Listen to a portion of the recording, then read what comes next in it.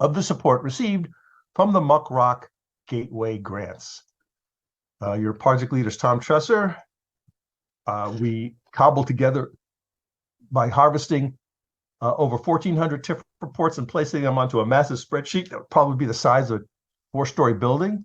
Our illuminators who did most of the work are Leslie, Stephanie, and Sebastian, and they will join us in just a few minutes to share their insights. But here are the headlines. For the first time, 1,448 TIFs in Illinois were detected across 545 municipalities and 96 counties. Interestingly, we found 84 missing reports from 35 of those municipalities, about 6%. The total property tax removed from the TIFs that we have are $1.5 billion, again, 1 year, the year 2020. But if you take all the amount of property taxes removed by the current reporting TIFs, it's about $15 billion. But this does not include money removed from TIFs that are no longer operating. So we don't have a full picture of all the TIFs that are no longer present across the state, but we do have a complete picture of the TIFs that are no longer operating in the city of Chicago, which is about 50 odd. In other words, TIFs that once lived, did work, but are now gone, they took 17 billion. So if you take the 17 billion of the dead TIFs from Chicago alone, put it with a cumulative of 14, you're at about 30 billion and change. This starts to be a big number. The total expenditures from all the TIFs in Illinois for 2020 was 1.2 billion. And again, a whole set of news stories and news hooks can be generated off of that alone. In other words, where did all this money go? Who got it? What projects? Do the people in the various cities know about these projects, and would they approve of them if they did know? And finally, the big picture number that we repeat and that we're so proud of displaying for Chicago is how much money was left in all the TIF accounts at the end of 2020 in Illinois. The answer is $2.3 billion.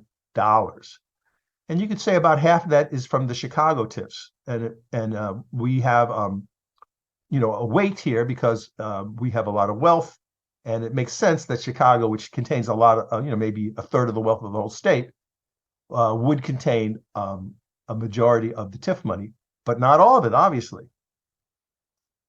So here again is another way to display this information with the trend line going back to 1980. 1,485 TIFs, as I say, 1.5 billion removed in 2020. 23 billion to date that we know of, just in the state of Illinois. And then you might wonder, how bad is it for the whole country? Well, we estimate that there's 40,000 TIFs across thousands of municipalities extracting, as Jonathan mentioned, $40 billion a year. But it's our goal to try to actually capture all that in a precise manner. But it's our estimation. And since property taxes fund so much important things at the local level, including public education, our number one victim of this TIF taking are our public schools. All right, now at this point, I'd like to bring in, I'll stop sharing. I'd like to bring in our great illuminators and ask them to introduce themselves and to share, what did they make of all this as they were wading through the muck and mining the salt, so to speak, in the salt mines of TIFs. Let's start with Leslie. Leslie, please introduce yourself. Hi, everyone. My name is Leslie Cortez. I use they, them pronouns. I'm a youth organizer with the Little Village Environmental Justice Organization. I'm also a member of the Intergenerational Leadership Council with Cicero Community Farm. And I'm very grateful for this project. I'm really grateful that we're able to bring transparency to municipalities across Illinois. This is very personal to me, as I grew up in a community where we don't have access to civic engagement, and that is not something that exists in our community. At Cicero, Illinois, in Cicero, we have a population of like high 80% to like 90% Latinx folks who predominantly speak Spanish, and I can't imagine. I never grew up with any of this information. And so I had the great opportunity of meeting Tom and Jonathan in Pilsen, where I got to learn about TIFs. And I had no idea that this was one of the ways that developments and gentrification got started, which is something that impacts our communities. And this is really important because we don't even get to have a say in how our land gets regulated, what we want on in the places that we live. In Cicero, Illinois, our tree canopy is 12%. Our park space is 5%. And had we not had the language, the practice, the knowledge of TIFs, there would have been 5 more TIFs introduced into Cicero this past year. And Cicero Community Farm was able to gather community members together to halt those projects from coming, where we would have had even a reduction of 5% of land. And so just some general reflections. I have lots of observations that stick out to me, but one that was extremely technical that I think is important to highlight is that I had no idea that numbers in parentheses meant that there were negative numbers in the reports. Had I not had this training, I wouldn't have not been able to like look out for that. And I assumed that my town was doing okay financially in this project, but the numbers reveal in the project that in the negative or that are owed to the project. So another observation that surprised me is that some municipalities don't have any documents uploaded for the past 3 years, though the purpose of the state's online data portal, that's why it exists. And so this made me really curious about what accountability looks like for community members who are contributing their dollars towards projects they have no idea are happening and that they're not being accounted for. And so in my town, there have been projects like Amazon and Bimbo that have moved into our community, and we already have poor air quality, and we had no say in how these projects came in. And so for my town, we do not have any TIF reports that we can look to. And so, like I said, there was the zoning project, lots of visions of developments, and they didn't want to build that transparency with us. And so we had to really dig in and find out what was happening at the zoning meetings, and which were only happening during business hours. And so, this makes me curious about different towns and who puts down, which towns get to put down more detail, which towns don't, and how there's inconsistency across municipalities, which isn't surprising, but it is insightful. And so another observation that stood out to me is that across county lines, how there's lines drawn between towns and how there's not a consistency. And so just to give an example is there's Aurora and DuPage, but then the TIFs are divided into different towns. And so even if you live in that town, your municipality might not have control of that TIF. And so you might have to like literally drive to another town to advocate to not have those property taxes imposed on you. And it makes it very unclear about where you go for that. And so another observation was inputting the data and seeing TIFs across municipalities also revealed to me that some items are very vague. And so while the line item doesn't allow for a full description, leaving it as vague as administration cost or TIF administration, that to me doesn't reveal transparency. There was one town, Jefferson, where they uploaded 30 pages of everything in their project up to all of their auditing papers, and they provided a lot of financial transparency. And so it just makes me wonder why some towns have transparency and why towns like mine don't. And so I think that's an area of attention because some counties with their TIF numbers, it went from a few thousand to $100,000. And then for me, this is very near and dear to my heart because this is something that impacts not only young people, families who are in education, but it's also how we deal with land, how the history of Indigenous people on this land has been used to, build, and these are very unsustainable projects. And when there are cities or towns like mine where we need more access to green spaces, we have schools who have lead in their drinking water, like the drinking water has lead in the pipes. And so these funds can be used to be taking care of our education systems, replacing the lead pipes in Illinois. It can be used for sustainable local farming and agriculture, for housing, for stewardship. And so this brings questions about, what kind of private projects come, but then also how that money is channeled. Awesome. Thank you so much, Leslie. As you can see, we could spend the rest of the day just unpacking what Leslie was sharing with us as a committed organizer and educator who's well versed in their community. Steph, could you please introduce yourself and tell us a little about what you took from the project? Hey everyone, my name is Steph. I helped Leslie and they came to me and introduced this project of TIF investigation. And my observation, oh, and I'm in sister, by the way. So also what Leslie has experienced with the town, I've also have experienced it being part of the Cicero Community Farm Multi-Generational Leadership Council. And so echoing a lot of what Leslie had said, I totally agree. And before jumping into like researching everything, I know a little bit about TIFs, but this like really like opened my eyes just to how much money there is. So yeah, I was surprised how high and how low the numbers can get. Besides like zero, but it was like 20 to like really high numbers. And also like where are those funds going, And some of my observations that I noticed that I was surprised to find out is that while inputting data and name of the banks, I noticed in one of the TIFs, the Lakota group was mentioned. And we came across this group when we were researching more about zoning and redevelopments here in Cicero. How the town has this like redevelopment zoning plan for the next couple of years, and how we feel like Cicero is going to be like gentrified, and so to find the same Lakota group, which by the way is not a resemblance of the name, a representation of the name, which unfortunately also echoes what the town of Cicero is, not representation or representative of the community.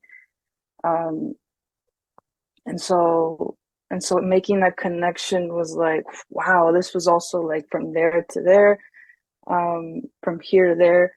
And according to the Lakota Group website, it mentions their missions like to create plans that build connections between people, their environments, and their history. So yeah, I'm just not sure how their work is impactful. Like seeing in Cicero about the rezoning plans in upcoming years, but that was just something that I observed. And I also had like a lot of like questions as to like some TIFs have omitted the section of financing costs. And I thought that was a little sus. Was it intentional? And so yeah, and I noticed there was like some TIFs that had like all zeros and some like really high numbers again. And then I was wondering like what happens to the funds and fund balance, like at the end of the period, where does it go? And I think as Tom has mentioned, there's some that TIFs like on the website when you search it, they have like TIFs on it, but then on the recorded spreadsheet and also like vice versa, um, they they they're expired, but sometimes they don't upload them until you see it on a different TIF and that same um hold on, I'm not sure if I'm making sense. Like sometimes they're uploaded, but they're not like recorded, I guess. So that some documents are missing or some TIFs are missing, but you only find that out until you look at another TIF that again it's very suspicious and you're wondering like why do they do this? Mm. And yeah, and so also, echoing Les, like I didn't know that parentheses meant negative numbers. And you do see that quite a bit throughout the spreadsheet if you're looking at it, and wondering how that impacts things in terms of funding for projects and initiatives. And so, yeah, I'm also really grateful for this experience and hope that this project continues because there's a lot more to unpack. Um, and like kind of unveiling of where this money is going towards. And yeah, and that's basically like where my kind of observations or like looking at things has Awesome. been. Yeah, Thank you, Steph. thank you. Again, you can see many questions that we can't answer from this, but many questions. Um, and then we have Sebastian, also one of our illuminators. Could you please introduce yourself and tell us what you made of all this? Yes, definitely. Thank you for having me, and thank you to Muck Rock for the work that you all have been doing. My name is Sebastian Knowles. I am a community organizer up in Evanston, Illinois. I first met Tom when I was running for mayor of Evanston back in 2020, 2021, and he gave a breakdown of TIFs. And eventually that led to some more TIF activism in Evanston as they've been attempting to add some more to the city. But going through the project, you know, what Leslie was saying earlier about TIF reports was really shocking to me when I was going through. There were quite a few municipalities that weren't submitting reports, that didn't have reports for 2020, 2021, or 2022 yet, right? And this was pretty commonplace, and it leads to a lack of transparency, right? Residents who live in those respective municipalities can't go and access this information. Watchdog groups such as Civic Labs can't do that as well. And there's really no repercussions for not having that information readily available. I understand that some of these municipalities have a population of a couple thousand folks, or even sub 1,000, right? But to not have information dating back now 3 years is pretty alarming, right? Another big observation that I made was that there were plenty of communities that would, especially on the eve of the financial crisis of 2008, right, that there was this massive grab and gravitation towards TIFs in their respective municipalities, one being Rockford, right? And there were large sums of bonds that were taken out towards these TIFs, and these debts have not been paid off almost 20 years later, right? And it shows that the work that they did within these TIF districts actually harmed that community or that respective area because we're not even seeing an increase in property tax increment, right? There's no growth going on in that community. And that's supposed to be the whole premise of a TIF, right? Is to grow and develop the area. But if that's not even happening, right, you are directly causing a negative harm to that community. And that stems into my next observation, was that the way we evaluate TIF success is inherently flawed, right? I mean, you see TIFs that are increasing in property taxes, right? I'm not saying, oh, we're able to develop an area, this area is becoming more successful, safer, et cetera, et cetera. But in the end of the day, are the people that were previously living in that given area, are those folks still even there? Have we gentrified this entire community, right? That is not captured in any TIF report or any analysis that's done. And we've seen it across Chicago, whether it's in Uptown, Lincoln Yards, et cetera, and across the state, where people are pushed out of where they previously lived. They have to leave their homes because they can no longer afford to live there. And housing prices rise astronomically. And we've seen that again in Chicago, across Illinois, and we see it across the nation as well. So there are many concerns that folks on the ground who are doing the work, whether that's Civic Lab, individual activists that have contacted Civic Labs that they are concerned about. And this project allowed us to really get a glimpse of how large this issue is, right? Because there's no central location where all of this is being cataloged, right? We have to go to every single individual report to get these numbers. And the idea that that information isn't readily available for even elected officials to gain access to, right, is absurd. And we can't begin to make large scale policy decisions at the state or municipal level without this information. So this project was 100% necessary to achieve that goal. Oh, so much. Thank you, Sebastian.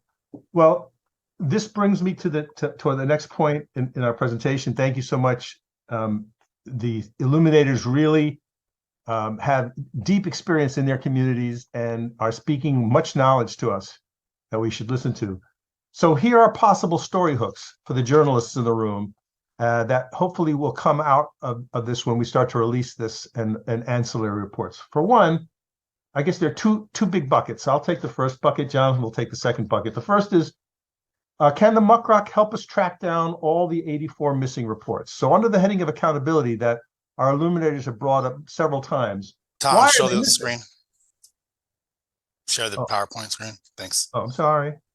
Sorry about that. Just want to make sure you can see it. Yes, sir. Appreciate it. Okay. See the slide now? Cool. Okay.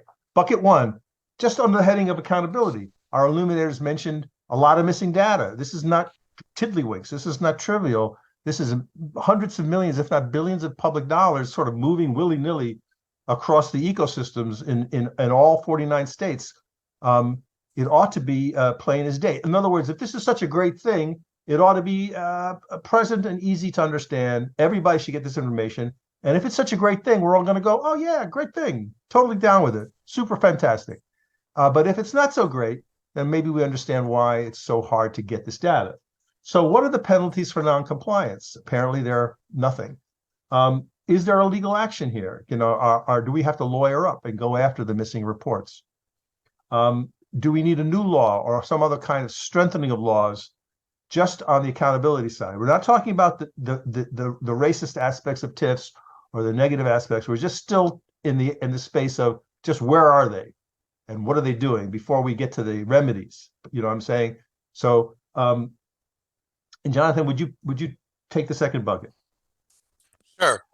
Real quick, just to add to the first sort of bucket, the offer, and this is really an offer to Leslie, Steph, and Sebastian, and everybody here, is sort of let's strengthen that first bucket, looking at the red, offering how do we look at the data through a racial and ethnic disparity lens, and what does that look like? How do we track, or how do we at least request not just data, but really strengthen our red lens when it comes to extracting data from systems.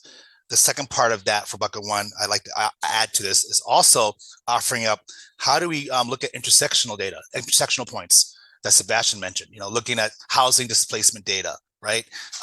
Looking at unemployment data, and sort of layering that with the TIF, you know, layering that with the TIF data and seeing how our TIFs actually, how have they played a role in gentrification and driving out, you know, 500,000 African Americans, Black folk out of Chicago, right? The largest reverse migration out of Chicago since the Great Migration.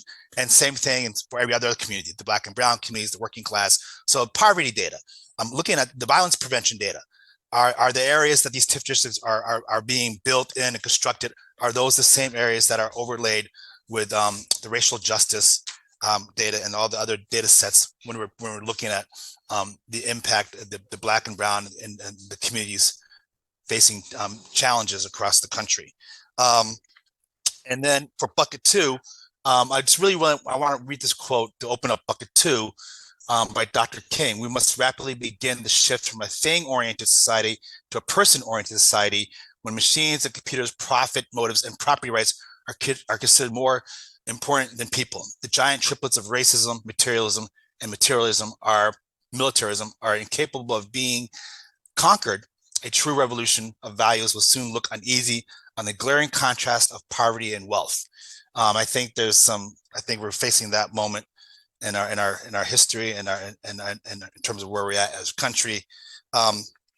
We want to connect this work to the national trends in terms of racial equity, disinvestment, displacement, and overall economic and social and justice across the country. We want to build a national TIF organizing project. Key questions is the impact on Black and Brown and white working class communities and households across the TIF districts, across the union. The impact on public education and public service, we've alluded to that in big numbers, right? But how do we tell that story and drill it down to the communities and the grassroots? Leslie, Steph, and Sebastian, I think, provided you an offering as, frontline change agents from their neighborhoods and communities, and gave us an incredible visual of how this can be a lightning rod to galvanize unusual suspects, to unify stratified campaigns and coalitions that are struggling on their own front, right? From the housing to the police, to all these things, and we're all stratified. This can actually be a unifying frame and lens, and ultimately reimagining how our municipalities are built. Clearly, how we're building the actual landscapes of how we're living is not sustainable by any stretch of the imagination. We already see that happening in terms of the climate crisis, and how are TIFs playing a role and sort of draining out that crisis, or could it be shifted and used in a way that could actually help reimagine how we live physically in Chicago and in the urban cities and the rural areas, instead of being used for private gain, for Soldier Field stadiums, and for these private families that are making billions off of our taxpayers, which is atrocious and, to me, quite criminal. So we seek to support and design and implement a planning process that will overall initiate a national TIF organizing project, right? We want to pull together a powerful alliance of groups and community agencies, cross-sector it, not just organizers, bring in a cross-sector issue, a cross-sector approach, from the journalists to the data collectors to the organizers, and cross-sector this alliance, and who are rooted in their communities and who are working towards economic and social justice to really establish a solid, permanent TIF illumination national initiative that will achieve collecting local stories of economic struggle, creating a cadre of local TIF illuminators across the union in the 49 states, create a national campaign to transform. We think we should abolish TIFs, but at least give people a fighting chance to make that decision at the local level, how they want to abolish it or reform it, and then bring forth full transparency and accountability on TIFs, on the ecosystem through a red lens, and goes on. The ultimate goal is to abolish, for us, this racist scheme across the country. And so we really want to amp up and amplify what we've done in Chicago. The reality is, and I'm going to be honest, I like to be honest as a trained organizer for a long time, particularly youth organizing, you can't really coat and sugarcoat the struggles, particularly with our young people who are struggling every day.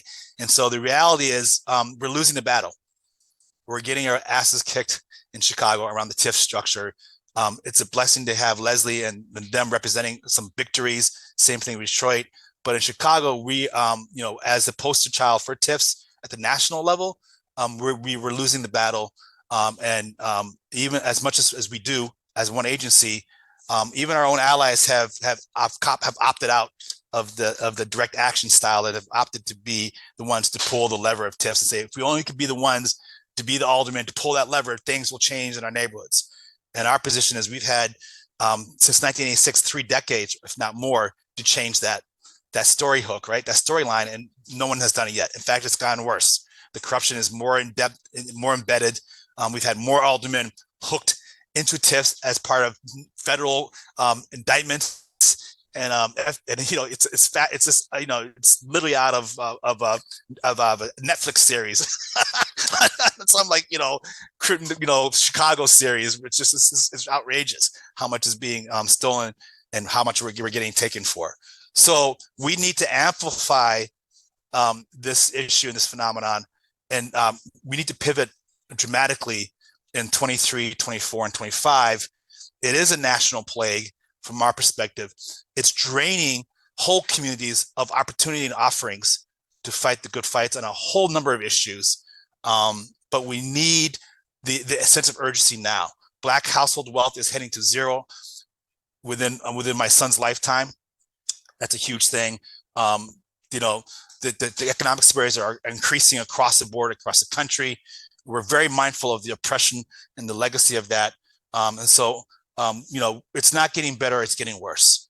And so while we do this national, the statewide TIF elimination, which is critical, we all come from the position that this is just one foundation block, and we need to scaffold dramatically in the next 2 years.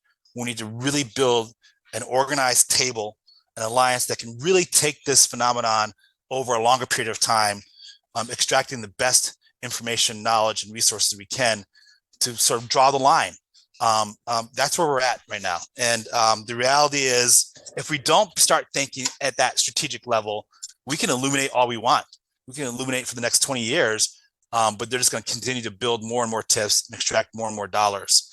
And so the shift for Muck Foundation is not only how do we, get that wonky information and stuff like that, how can the Muck Foundation play a strategic partnership role in galvanizing your networks of allies and philanthropists to say, hey, this is a moment that we can help shift the scale of justice in this country.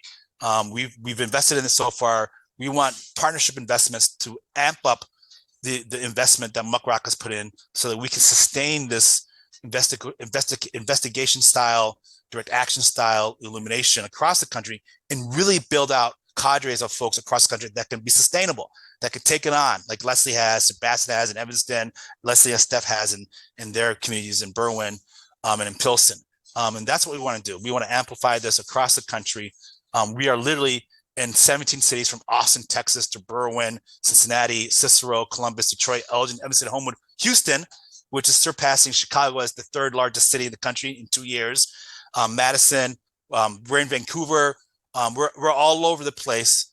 And so we've built a strong initial network of folks and institutions that have given us the nod. And so now we need the resources to really build a solid alliance across the country.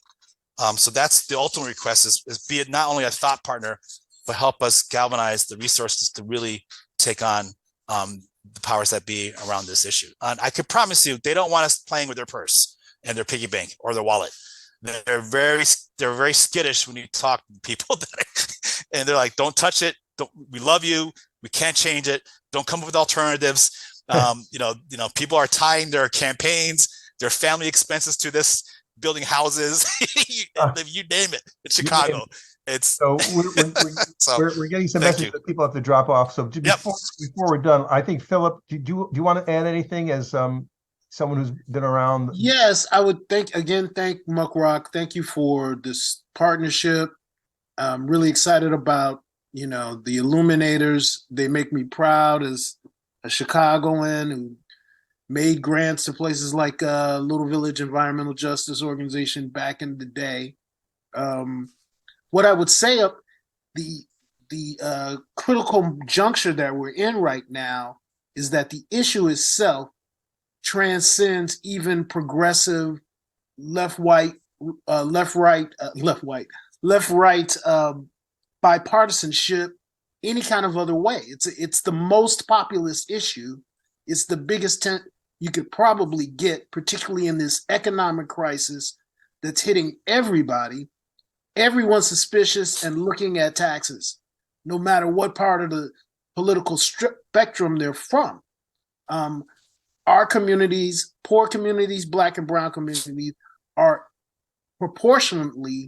disproportionately affected, but it affects all in some ways. And the sensibilities of this are kind of American, anti-democratic, anti-fairness in a way that's very fundamental and can have a lot of resonance if we can get that editorial message around through journalists, through muckrakers, and of all the political spectrum, because it's a bottom line issue on the money, and that gets people interested when times are bad. Awesome. Well, that concludes our presentation to Muck. We hope this is the beginning of a beautiful friendship.